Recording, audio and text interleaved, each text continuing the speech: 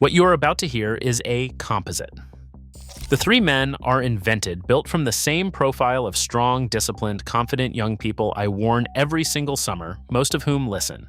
No real person is named. I'm going to call myself Cal, and the three of them, Bryce, Cody, and Trey. This is a dramatization. The park is real, the heat is real, and the specific way this desert kills the strongest men on the trail exactly as fast as the weakest is very real. I have been a ranger at Saguaro a long time, and I want to be fair about these three from the start, because the lazy version of this makes them idiots, and they were not idiots. They were impressive, physically, in the way that takes real work. You could see the discipline on them. These were young men who trained hard, who had built their bodies on purpose over years, who knew about effort and pain and pushing through, and who were, by any gym measure, in the top fraction of people their age. That is not nothing. It is admirable. And it is also, out here, one of the most dangerous things a person can walk in carrying, and I am going to spend this telling you exactly why. There was a pair of hikers right ahead of them that morning who I also stopped. And I bring them up because they were the same kind of guys, young and fit, and clearly no strangers to a workout, and it went the other way. I gave them the same talk and they listened, and one of them looked at his water and looked at the number on my thermometer and said, honestly, that they were going to go back and get more, and maybe do a shorter loop, and his friend gave him a little grief about it, and he took the grief and did it anyway. That is the whole difference. That is the entire distance between the two stories. One young, strong guy who is willing to eat a little ribbing from his friend in exchange for doing the smart thing, and three who were not. He is alive. His willingness to look slightly soft for 10 seconds is the reason. Bryce and Cody and Trey came through late in the morning, which is already the wrong time. Three big fit guys in tank tops, energetic, joking, feeding off each other the way a tight group of friends does.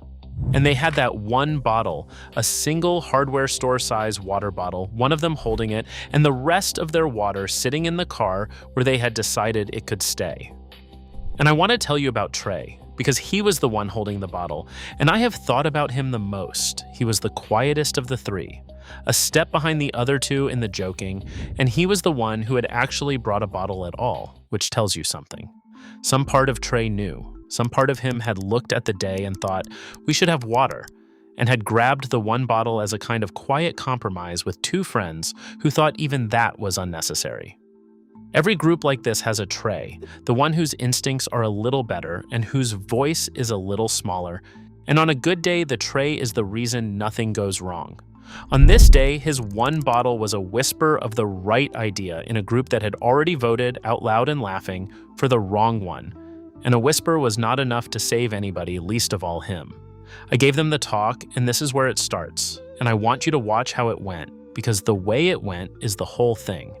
I told them it was 116 degrees. I told them there is no water on that trail, no shade worth the word, and that in this heat, a person loses water faster than they can believe. More than a liter an hour, sometimes far more when they are working hard. I told them, plainly, that one bottle for three men was not a mistake I could let slide past without saying something, that it was not enough for a single one of them on a day like this, and that they needed to go back to the car and load up all of them, as much as they could carry. And Bryce, who was clearly the one the others took their lead from, smiled at me with total ease and told me they would be fine, that they did this all the time, that they trained in worse than this, and then he said it. The thing I have heard in 100 forms from 100 strong young men and will hear again. He said, we do not need water. And the other two laughed, and it was not cruelty, it was culture. It was three friends who had built their whole sense of themselves on being harder than everybody else, and being told to carry more water landed on them as being told they were soft. I tried again. I do that when I can feel one of these going wrong, and I have learned it rarely works, but I tried. I told them straight that I was not talking about comfort, that I was talking about their lives, that this heat had killed people fitter and more prepared than they were, that the one bottle was not a small shortfall, but a catastrophic one. And I watched it land as more of the same, as an old ranger being dramatic, as exactly the kind of overcaution their whole lives had trained them to push past. The harder I pushed, the more it confirmed the story they were already telling themselves, which is the terrible thing about warning a person like this, that your urgency becomes proof of their toughness, that the louder you say danger, the more they hear a challenge worth meeting. That is the engine of this, and it is worth stopping on because it is not stupidity. It is a specific and powerful idea that these three had absorbed all the way to the bone, which is that toughness is the answer to everything. That discomfort is weakness leaving the body, that needing things, water, rest, caution, a break, is what separates the weak from the strong. It is an idea that had served them in the gym, where it belongs and where it works. And they carried it out into a place where it is not just useless but lethal, because the desert is not impressed by toughness and cannot be out-toughed, and the entire skill set that made them exceptional was the exact wrong skill set for the thing about to happen to them.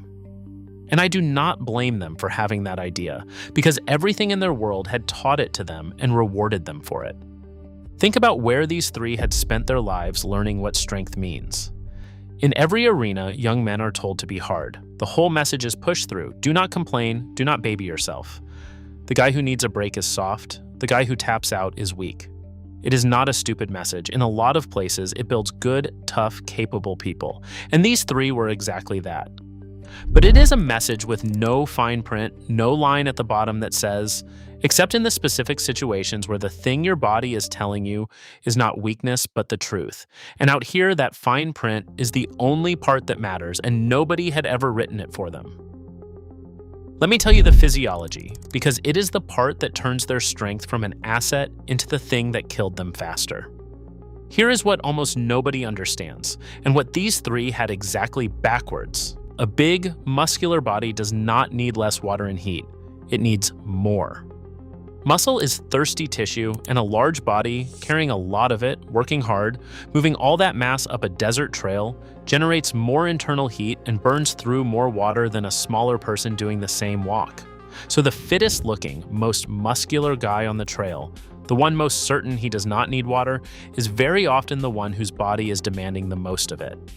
Their strength was not lowering the bill, it was running it up. Every pound of the muscle they were so proud of was a pound that needed cooling, and cooling costs water, and they had one bottle. And they were working hard the whole time. That is the other multiplier. A person strolling gently loses a lot of water in that heat. A person moving three large muscular bodies up a desert grade at the energetic pace of three young men showing off for each other is doing real physical work. And physical work is a furnace of its own, pouring out internal heat that has to be shed on top of everything the sun is delivering. So they had stacked every possible factor against themselves at once. The most water-hungry kind of body, the hardest kind of effort, the hottest part of the day, the least possible water, and a belief system that told them at every step that the discomfort this was producing was a thing to push through rather than a thing to obey. And you cannot tough out dehydration. That is the second thing, and it is the one that no amount of gym discipline prepares a person for. Everything these three knew about pushing through was about pain and fatigue, about the mind overriding the body's complaints, and in the gym that is a superpower. But dehydration and heat illness are not complaints you can override. They are physics. They are your actual blood thickening, your actual core temperature climbing past what your organs can survive. And no amount of grit, no mental toughness, no willpower, changes the chemistry by 1 degree. You can will yourself through a hard set. You cannot will your body to stop needing water.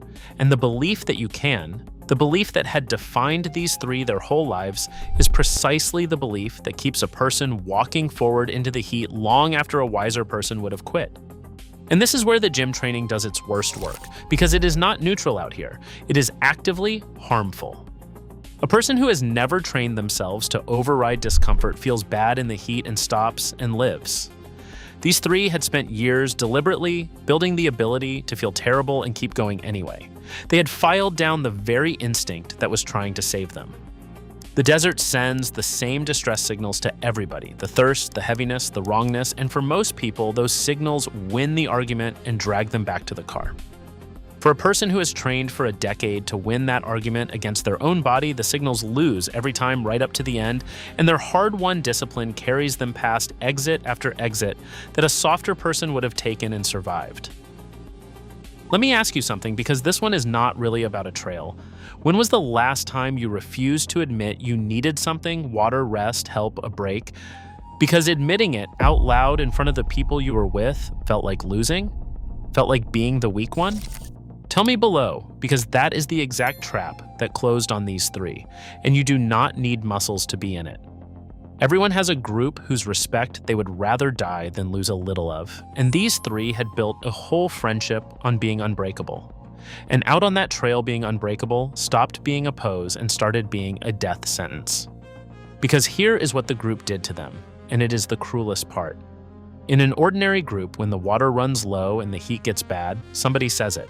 Somebody goes, "Guys, I am cooked. I need to turn around," and everybody is secretly relieved, and they go back and they live and they laugh about it later. That release valve exists in most groups. It did not exist in this one.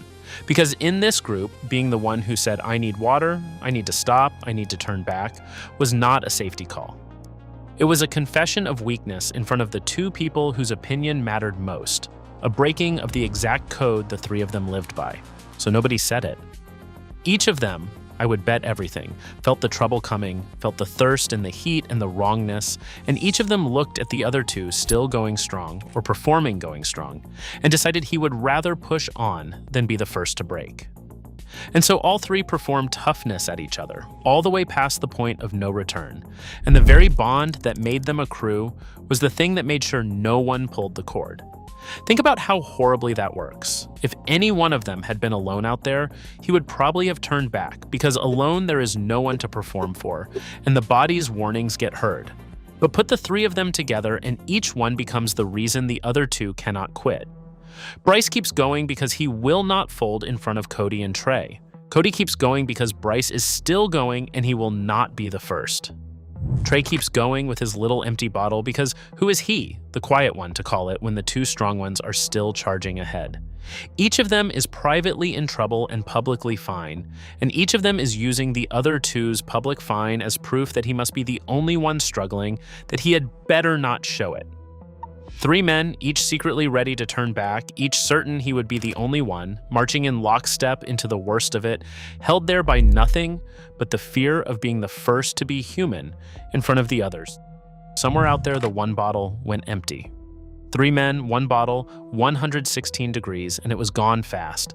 And after it was gone, they had nothing, and they were a long way out, and not one of them would be the one to say the trip was over. I think about that empty bottle a great deal. A single container passed between three big men in that heat would not have lasted the first mile, even if they had sipped it carefully. And they did not sip it carefully, because sipping carefully is a thing you do when you respect the danger. And respecting the danger was the one thing their whole code forbade. So it went fast and easy and confident, the way everything went with them. And then it was an empty piece of plastic in Trey's hand, and they kept walking.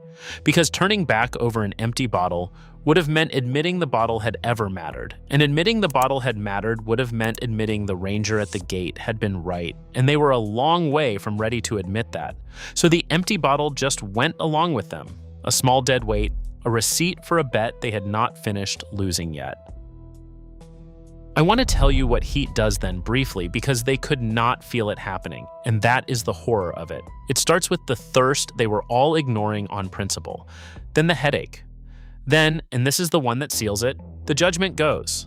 The overheating brain gets slow and stupid in a way the person cannot detect from the inside, so that the decisions that could still save them, right now, turn back, find shade, ration, are being made by three minds that are no longer capable of making them, and are still, on the surface, joking, still walking, still performing fine. And in a group all running hot at once, there is no clear head left to grab the others. They went down not far apart, I think, three friends who had never once in their lives let each other quit, and could not start out there, where quitting was the only thing that would have saved them. I'm not going to walk you through their last hour, and I am not going to put you out there with them, because they were three real young men and not a spectacle, and this channel has a line I will not cross. Their car sat at the trailhead with the water still in it, which is the detail I have never been able to shake. Cold cases of it, gallons, sitting in a hot car a couple of miles from three men dying for the want of it.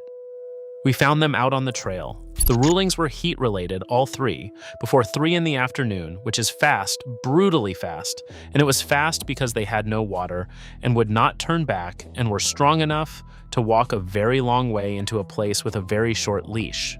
That speed is the part people struggle with because it does not match the picture in their heads. They imagine dying of thirst as a long, slow thing, days in a desert, a crawl across the dunes. It is not in 116 degrees with no water while working hard. It is a matter of hours. The body has a small margin out there, and once the water is gone, the margin closes quickly. And 3 strong men who went in late with 1 bottle, moving fast, were operating inside a window far shorter than any of them would have guessed. A window that was mostly closed before they even understood it had been open. By early afternoon, it was done. They had been alive and joking at the trailhead that morning. That is how little time the desert needs when you hand it every advantage. If any of this reached you, do the small thing that carries it to the next crew, about to leave the water in the car to prove a point. Like this video so it finds someone at a trailhead instead of a comment section, and subscribe so you're here for the next one. Not for me, and not for a number on a screen. Do it so that one more group of strong, disciplined, capable young people somewhere hears a ranger say that is not enough water and loads up the whole trunk instead of laughing it off, and walks out at the end of the day tired and thirsty and completely alive, with decades left to be strong in. I have thought about these 3 more than almost any of them, and here is where it leaves me. Their strength was real. I keep saying it because it is the key to the whole thing.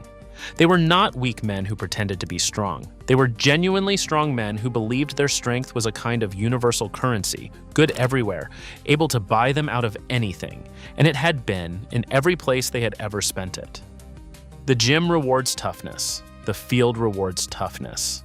Most of young male life rewards toughness, hands it trophies, tells these guys over and over that being hard is the answer. And then they walked into the one place on earth that does not trade in toughness at all, that cannot be lifted or pushed or out-disciplined, that answers only to water and shade and time and humility, and they brought a fortune in the one currency the desert does not accept. Water is not weakness. That is the whole lesson, and I wish I could carve it into the trailhead. Carrying water is not soft, and drinking it is not soft, and turning back is not soft, and saying out loud to your friends that you are in trouble is the strongest, hardest, most genuinely tough thing a person can do out here, because it is the one thing their pride will fight them hardest on.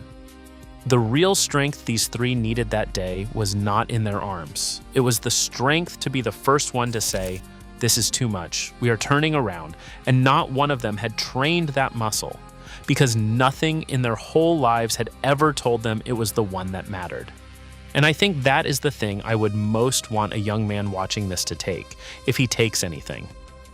The bravery you have been sold, the never quit, never complain, never show weakness bravery, is the easy kind.